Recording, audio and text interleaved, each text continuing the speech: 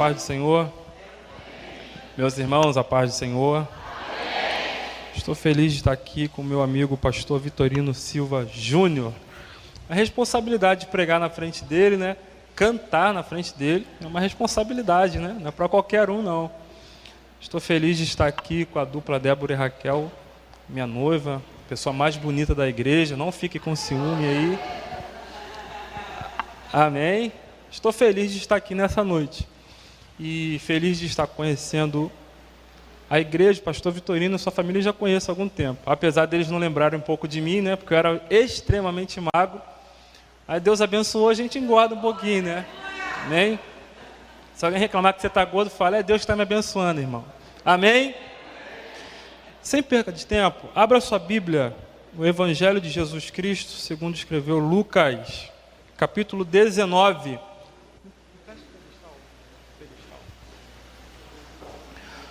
Lucas 19, versículo 8. Quem achou, diga amém. A minha versão é uma versão atualizada, então eu vou pedir para você repetir depois. Eu vou ler, depois você repete. Amém? Amém? Vamos ao texto. Entre mentes, Zaqueu se levantou e disse ao Senhor: Senhor, resolvo dar aos pobres a metade dos meus bens, e se em alguma coisa tenho defraudado alguém, restituo 4 vezes mais. 9. Então Jesus lhe disse: hoje veio salvação nesta casa, pois que também este é filho de Abraão, porque o Filho do Homem veio buscar e salvar o que se havia perdido. Você pode repetir o versículo 8, na sua versão mesmo? 1, 2, 3.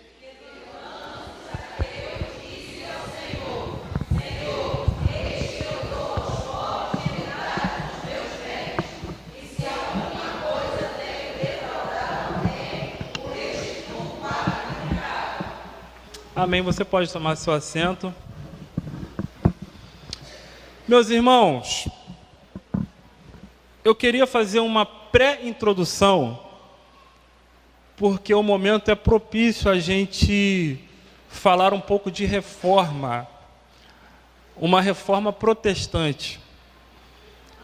A igreja, ela prega sobre a história de Israel, que depois veio o cristianismo, enfim. Você sabe que Israel vivia numa gangorra espiritual. Quando fazia a vontade de Deus, estava na bênção. Quando Israel cumpria os desígnios, os propósitos de Deus, Deus os abençoava. Mas quando Israel fazia sua própria vontade, quando Israel pecava, Deus permitia que seus inimigos o prendessem, os afligissem. E isso foi por bastante tempo. Na época de Neemias, 100 anos após a época de Neemias, o povo foi cativo. Os persas dominaram Israel. Mesmo assim, o rei permitiu que os judeus continuassem com suas práticas, continuassem com o sacerdócio, continuassem com os sacrifícios. Depois de tantas guerras entre os persas, os egípcios, o povo foi cativo novamente, até que Alexandre o Grande conquistou um vasto território dentro dessas guerras. Depois que Alexandre o Grande morreu, o seu império ficou sob o domínio dos Seleucidas e dos Ptolomeus. Esse Ptolomeu teve um filho chamado Ptolomeu II, que promoveu o ensino, a grande biblioteca em Alexandria, que possuía mais de 200 mil volumes de livros. Então a literatura era bem interessante naquela época, e promoveu a cultura, promoveu a tradução da Septuaginta, que foi a tradução da Torá para quem estava no Egito naquela época. E os sírios depois dominaram, só que os sírios, diferente dos persas, diferente de Alexandre o Grande, diferente de Ptolomeu, eles acabaram com o sacerdócio. Eles não deixaram que o povo sacrificasse. E o povo, sem o sacrifício, ficou numa situação bastante delicada, espiritualmente falando, e esse imperador, Antíoco IV, ele profanou o templo, ele profanou o altar. No lugar de sacrifício, ele sacrificou um porco, um animal rejeitado pelos judeus.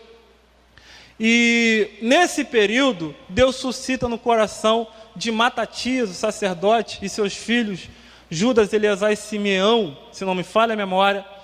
E esse período que Deus suscita no coração de Matatias, o ardor pela fé, a defesa pela fé, Deus vai levantar Judas e Eleazar, que são seus filhos, e vão pelejar contra os assírios e os sírios, e vão derrotar. Esse episódio você vai encontrar na Guerra dos Macabeus, a famosa Guerra dos Macabeus, ou a Revolta dos Macabeus. E no ano 63 antes de Cristo, o governador ou o imperador Pompeu invade Jerusalém, domina. Diferente de outros povos, ele dominou Israel dentro de Israel, não levou cativo. E é interessante a gente frisar isso, porque o Império Romano até hoje tem os indícios dele, o nosso calendário, o nosso dia a dia, a nossa forma de falar. E o que acontece?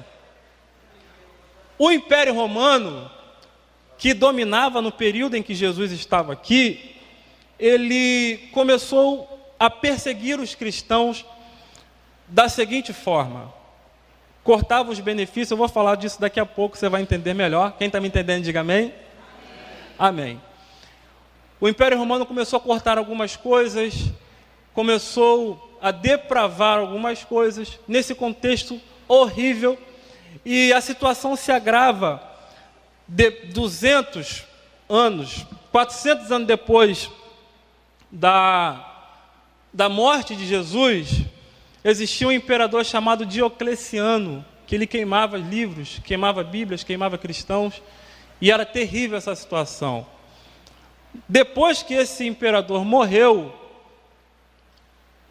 o substituto de Diocleciano foi Constantino. E a história fala que Constantino recebeu uma visão do Senhor, dizendo que ele teria vitória na batalha seguinte. E ele gostou muito pelo resultado, né? E fez um decreto dizendo que o povo, o cristianismo, seria a religião oficial do Império Romano. Aí nasce o casamento da igreja com o Estado. E no século XVI, ou 500 anos atrás, a igreja estava num mar de corrupção. Por quê?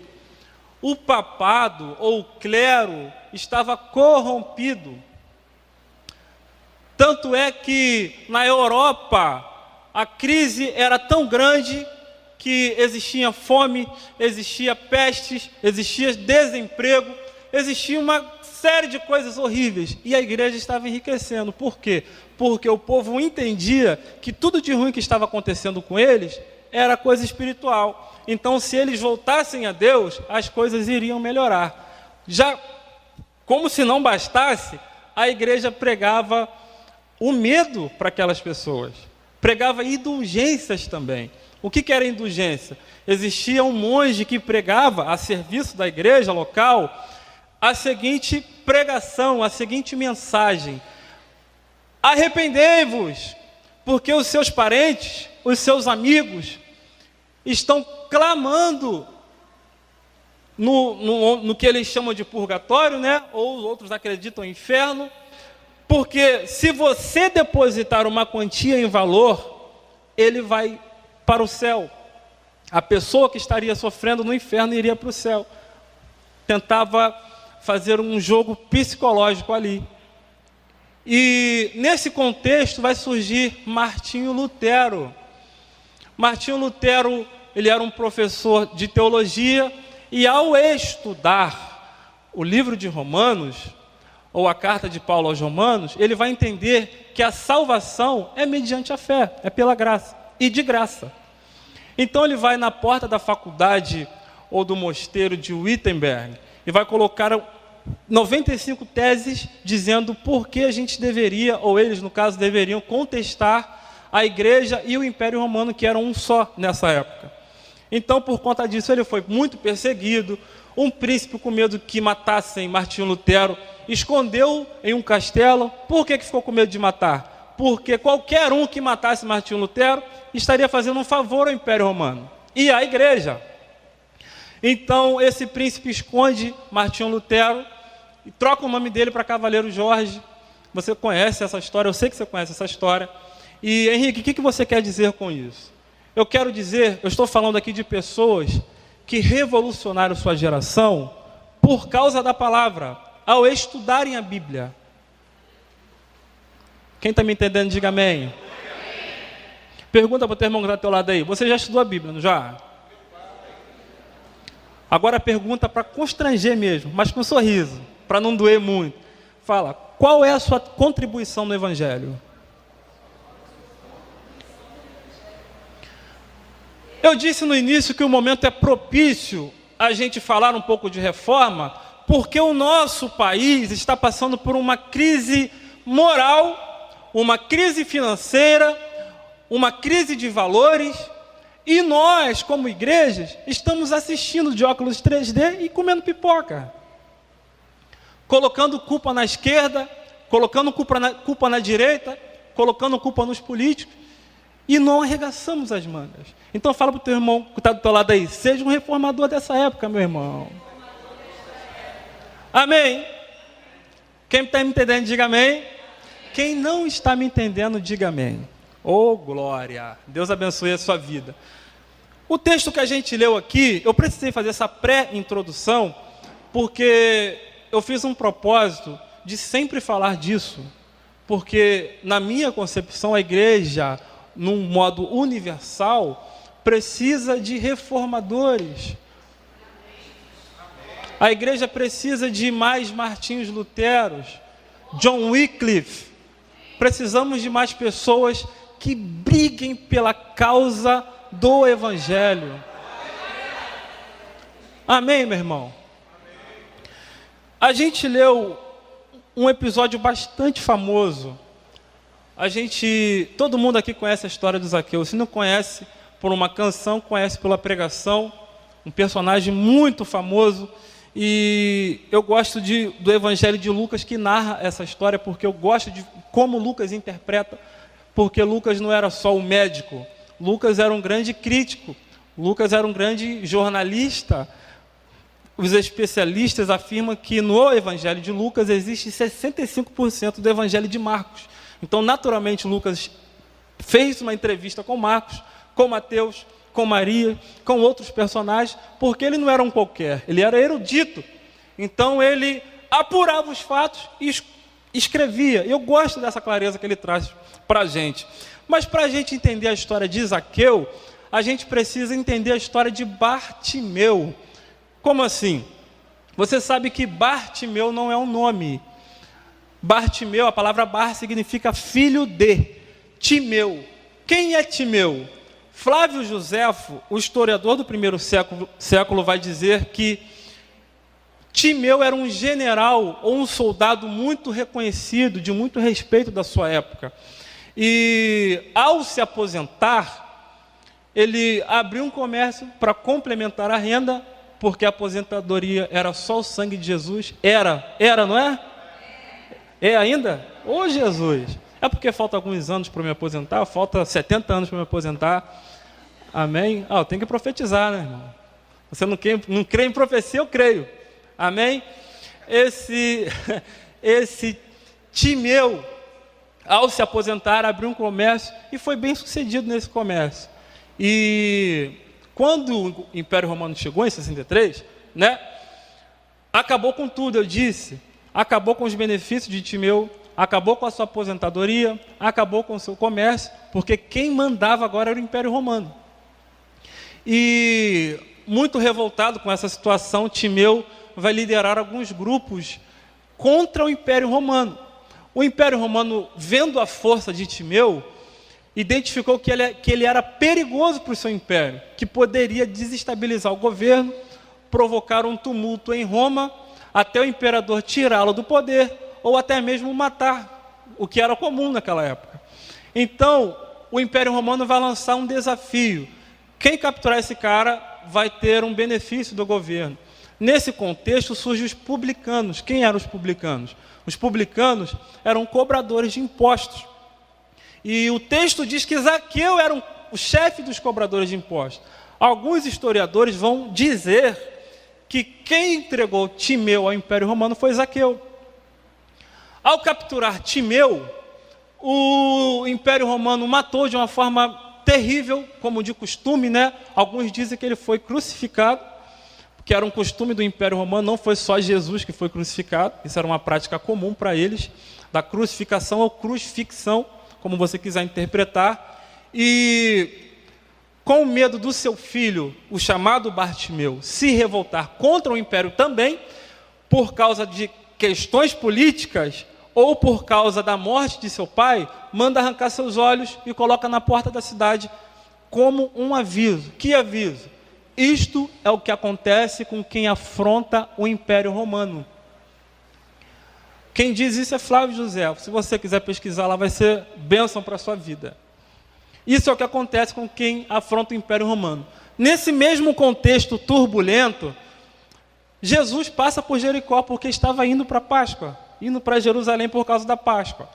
E esse cego, ao ouvir que tinha uma multidão, um alvoroço, ele pergunta: quem é que está passando aí?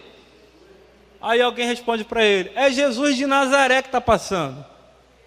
Aí o texto diz: então ele clamou: Jesus, filho de... Não, fala, eu sei que você almoçou hoje, não almoçou? Almoçou? Estava boa lá? O mistério estava bom lá? Só não me convidou, né? Mas amém. Fala: Jesus, filho de... tem misericórdia de mim. Ué, mas foi anunciado para ele Jesus de Nazaré. Quando se falava Jesus de Nazaré, isso era uma conotação pejorativa, era ofensivo. Por quê? Os nazarenos não sabiam falar direito, eles não tinham uma cultura respeitável, eles falavam de qualquer forma, não tinha uma certa etiqueta, né? Era precário. Ah, não vem nada bom de Nazaré. Então, ele ouvindo de Nazaré, não, para vocês ele é Jesus de Nazaré, para mim ele é o filho de Davi, o Messias prometido. Meu irmão, eu já quero abrir um parênteses aqui, quero dizer para você o seguinte: tudo depende da forma que você conhece Jesus. Para alguns, Jesus ainda é um Jesus pequeno. Para alguns, ele ainda está crucificado. Para alguns, ele é o menino Jesus. E para você? Pergunta para o teu irmão que está do lado aí: quem é Jesus para você, meu irmão? Como que você enxerga Jesus? Aquele que enxerga Jesus como pequeno é como se fosse um mendigo sentado numa montanha de ouro, meu irmão. Não conhece o poder que tem, não conhece o valor que tem. Quem é Jesus para você, meu irmão? Ele é de Nazaré ou ele é o filho de Davi? O sacerdote, o Messias, o Cristo. Numa certa feita, Jesus pergunta para os seus discípulos: quem é que o povo está dizendo aí quem eu sou? Uns dizem que é Elias, o profeta. E vocês? Pedro se levanta e fala: tu és o Cristo, o Filho do Deus vivo. Você sabe o que significa isso? O Messias para os judeus, né? O Cristo, na forma grega de se pronunciar. Sabe o que significa isso? Jesus, filho de Davi. Esse Bartimeu entendia que viria o Messias, que viria o libertador. Então ele tinha essa consciência, e ele clama: Jesus, filho de Davi, tem misericórdia de mim. Aí Jesus fala: o que quer que eu te faça? Que eu torne a ver, que eu torne a ver. Então a teoria, o estudo de Flávio José procede, por quê? Só pode tornar a ver quem um dia enxergou. Você acha que essa visão era importante para quando ele enxergava? Ele enxergava. Por causa de um regime, foram arrancados seus olhos. Você acha que ele valorizava a visão depois disso? Com certeza, meu irmão. E alguns valores foram tirados ou arrancados de nossas vidas por alguns poderes, e a gente se acostuma a viver sem esse valor. A gente se acostuma a não dar valor ao que de fato tem valor. Mas a minha oração nessa noite é que você peça a Deus para resgatar aquilo que você perdeu, aquilo que tinha valor, ou a sua visão. Amém? Quem está me entendendo, diga amém. Eu pergunto toda hora por uma questão de didática. E eu vou perturbar você hoje mesmo. Amém? Amém? Jesus, filho de Davi, tem misericórdia de mim. Que eu torne a ver. Veja, sua fé te salvou. E o texto diz que ele seguiu Jesus, glorificando pelo caminho. Repita comigo. Seguiu, glorificando pelo caminho. Nesse caminho, Jesus se depara com Zaqueu. A palavra Zaqueu significa inocente. Repita comigo, inocente. Ou puro. Você conhece bem a história de Zaqueu. Ele sobe numa figueira brava, porque ele tinha um desejo de ver Jesus. E o que eu acho interessante no texto, é que ele tinha um desejo de ver quem era Jesus, e Jesus o viu. Então, o desejo que você tem de ver Jesus, atrai a visão dele para você. Você não entendeu isso aqui, não.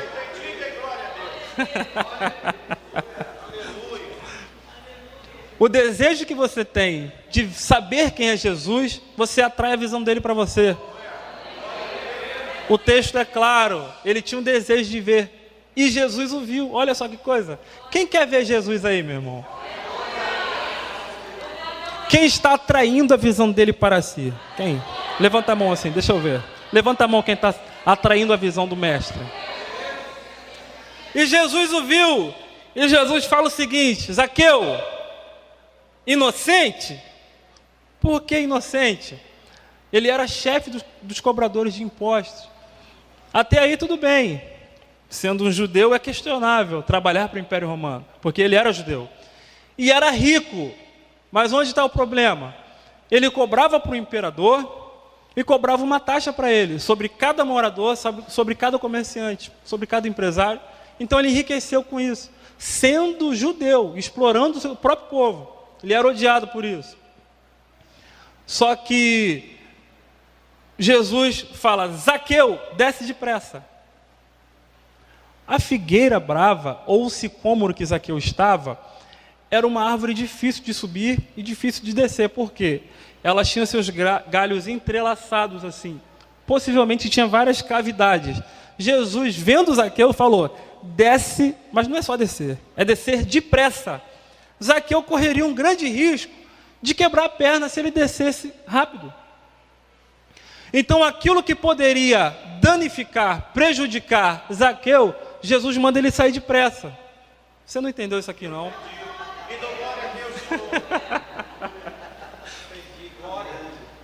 Aquilo que poderia prejudicar, aquilo que poderia parar Zaqueu, fazê-lo ficar aleijado, quebrou o pé. Aquilo que poderia travar Zaqueu, Jesus fala: desce depressa daí. Aleluia. Henrique, eu não consigo largar isso. Eu não consigo não falar mal de fulano. Eu não consigo largar esse vício. Jesus está dizendo para você: sai depressa daí. Henrique, mas a gente se conhece há tanto tempo. A gente se conhece desde criança. Agora que ele está mexendo com algumas coisas assim, né? Mas é meu amigo, né? Sai depressa. Ou você evangeliza para ele no projeto Josué, ou sai.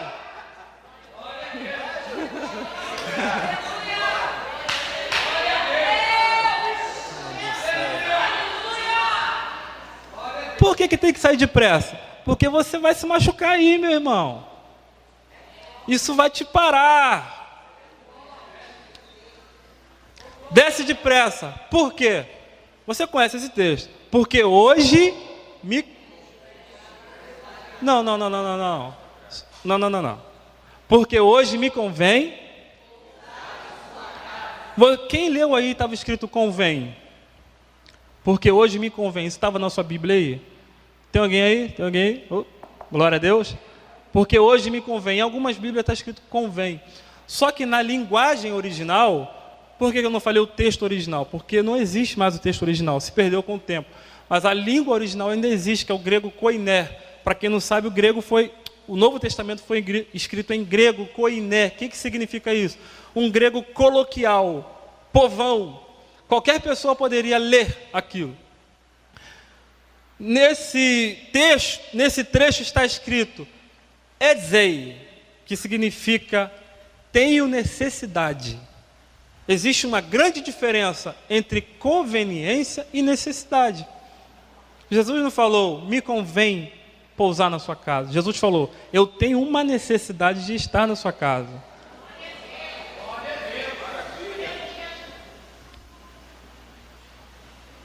Por quê? Por quê? Jericó era uma cidade sacerdotal. Nessa época, alguns estudiosos dizem que existia 100 mil habitantes. Desses 100 mil habitantes, 12 mil eram sacerdotes. Por que Jesus não ficou na casa desses sacerdotes? Porque eu não sei se você sabe, nessa época o sacerdócio estava corrompido. Anás e Caifás eram os sacerdotes da época, sogro e genro. Olha aí a corrupção entrando, o esquema. Como é que fala? Nepotismo, né? Olha o nepotismo aí. Sogro e genro não poderia, tinha que ser de pai para filho, uma questão hereditária. E Anás e Caifás barganhavam muito com o império em busca de poder mandar, ter até o poder de morte, mas não tinha porque isso era do imperador. Então, tanto é que o sacerdócio, juntamente com o sinédrio, não aprovavam Jesus, porque Jesus batia de frente. E eu não sei se você sabe, existiam alguns partidos religiosos da época. Existiam os fariseus. Quem eram os fariseus? Os fariseus eram um grupo religioso que acredita em quase tudo que a gente acredita. Acredita na ressurreição, acredita na existência de anjos, de demônios. E só que barganhava muito com o governo, eram hipócritas. Jesus batia de frente com esse partido religioso, não por causa da sua ortodoxia, não por causa da sua fé, mas por causa da sua hipocrisia, porque pregavam uma coisa e não praticavam, colocava julgo sobre o povo que eles mesmos não praticavam. Enfim, existiam também os saduceus. Os saduceus, diferentes dos fariseus, acreditavam apenas na Torá, no Antigo Testamento, não acreditavam na existência de anjos e demônios, não acreditavam na ressurreição, e por aí vai. E só que esse partido tinha menos força que os fariseus.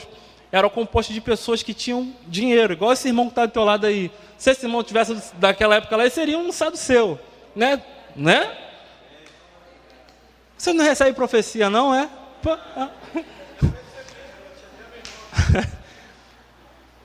Amém? Existiam também os essênios. Quem eram os essênios? Com essa corrupção toda da cidade, do sacerdócio, do sinédrio, o Império Romano, e o povo sendo submisso a tudo isso, os essênios eram um grupo de religiosos que não toleravam isso. Então procuravam servir a Deus nos desertos, nos montes. Tanto é que alguns estudiosos vão dizer que João, o Batista, pertencia ao grupo dos essênios, pela sua característica, pelo seu modo de vestir, sua forma de falar, pela sua pregação também, condenando o sinédrio, condenando o imperador, o sacerdócio. Então, alguns afirmam que João Batista pertencia a esses essênios. E existiam também os zelotes. Esses zelotes eram o povo que provocava a revolta do povo contra o Império Romano. Eram líderes, eram pessoas, que provocavam situações para protestar, faziam manifestações. Alguns estudiosos dizem que Timeu, o pai de Bartimeu, era um dos zelotes. E Barrabás também. Barrabás, aquele que foi solto para Jesus ser condenado. Por isso que ele estava preso lá. Amém? Tem alguém me entendendo aqui?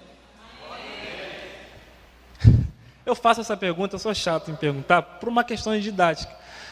Porque eu quero que você tenha essa conscientização.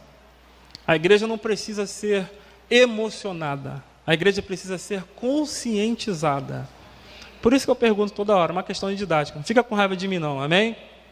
Você está convidado a me levar na cantina depois do culto, amém? Então existiam esses partidos religiosos e tinha grande influência. Então Jesus batia de frente com todos esses partidos. Jesus não participava de nenhum partido. Então quando ele fala, Zaqueu, eu tenho a necessidade de ficar na sua casa, por causa dos sacerdotes que estavam corrompidos, porque o povo, enfim. E Jesus precisava fazer uma grande obra na casa, na vida de Zaqueu. Zaqueu recebe Jesus com alegria. Essa era uma característica de quem recebia, de quem respeitava a pessoa. Fazia um grande banquete, aquela coisa toda. E recebeu Jesus. Dentro da casa, acontece algo que quando eu leio isso, eu começo a rir. Porque Zaqueu se levanta e fala, Senhor, eis que dou metade dos meus bens aos pobres. Jesus continua quieto, comendo possivelmente, né? Daqui a pouco Zaqueu fala, se eu roubei alguém, eu vou devolver 4 vezes. Era uma característica de um ladrão de ovelhas, isso está lá em Levítico, depois você pesquisa lá. Se eu roubei alguém, eu vou devolver 4 vezes. Aí Jesus fala, hoje veio salvação nessa casa. Mas antes disso, Zaqueu começa a fazer algumas confissões, Zaqueu começa a mostrar uma mudança com Jesus quieto. Qual foi a pregação que Jesus fez que converteu Zaqueu? Silêncio. Meu irmão, tem coisa na sua vida que não vai se resolver com campanha. Faça campanha. Tem coisa que não vai se resolver com jejum. Faça jejum. Tem coisa que não vai ser outros artifícios. Tem coisa que é só a presença de Deus para provocar mudança. Você não entendeu isso aqui não?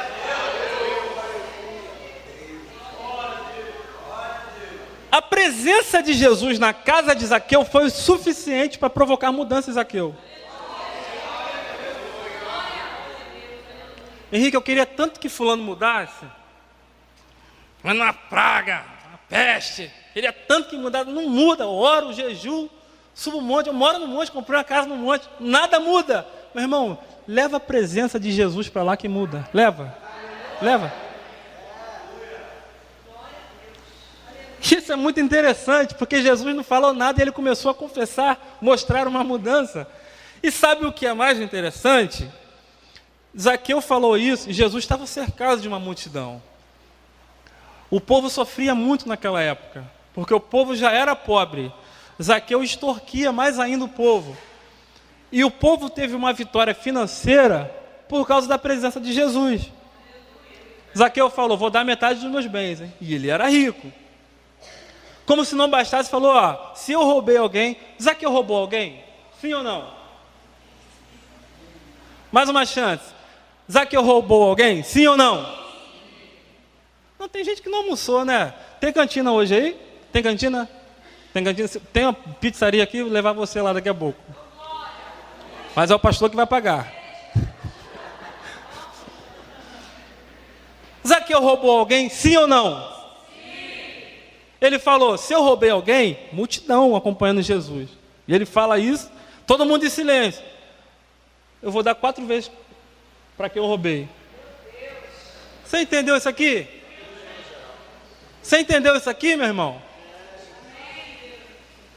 E quem estava na multidão lá, seguindo Jesus pelo caminho, glorificando a Deus? Fala comigo. Bartimeu.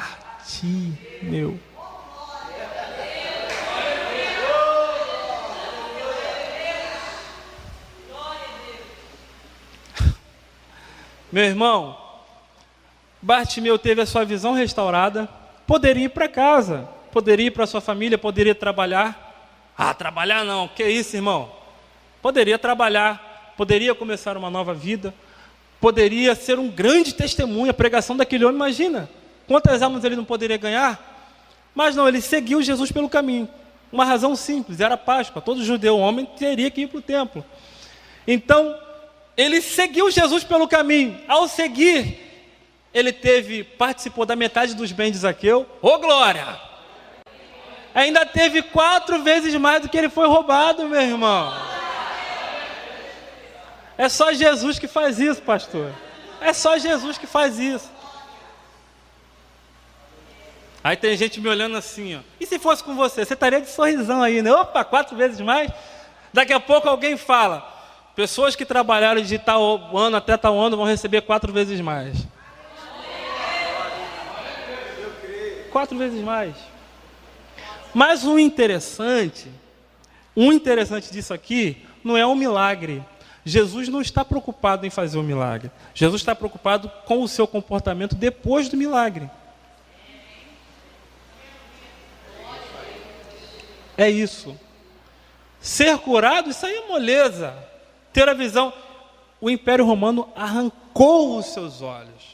Não jogou um pó químico que fez ele ficar cego. Arrancou os seus olhos. Ele não tinha o globo, né? Como é que fala? Globo ocular. Jesus curou, colocou um novo, 0. Enxergava até melhor, porque o que Jesus faz é sempre melhor.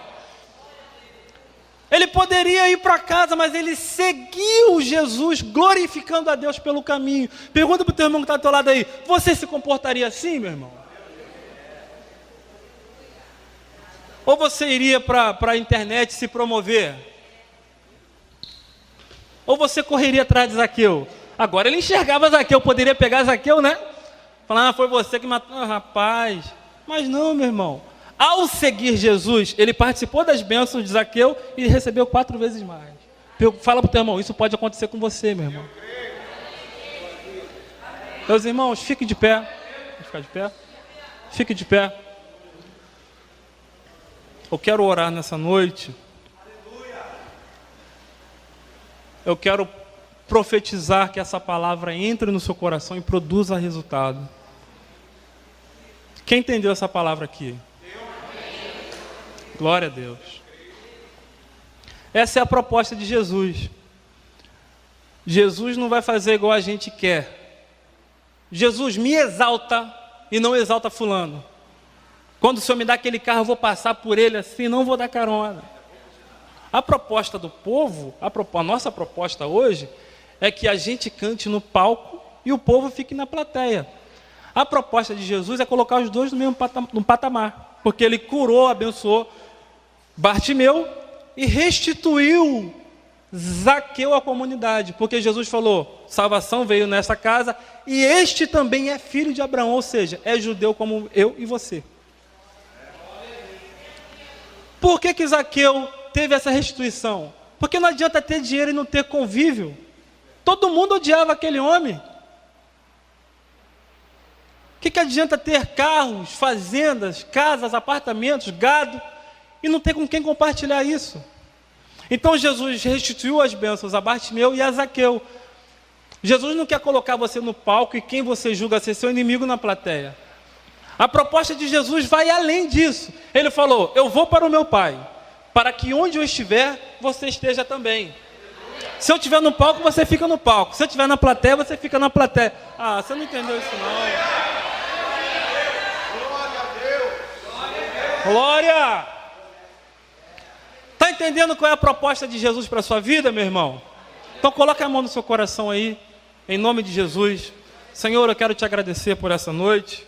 Quero profetizar que essa palavra entre no coração do teu povo, que produza, que cresça, que produza resultados. E que os teus filhos recebam essa restituição da sua parte. Que os teus filhos recebam essa providência, em nome de Jesus, que os amigos, os parentes, os familiares dos teus filhos sejam alcançados por essa bênção, em nome de Jesus. Eu quero profetizar crescimento, restituição, milagres, promessas de Deus sendo cumpridas na vida dos teus filhos, em nome de Jesus, e você aplauda o Senhor glorificando, em nome de Jesus. Obrigado.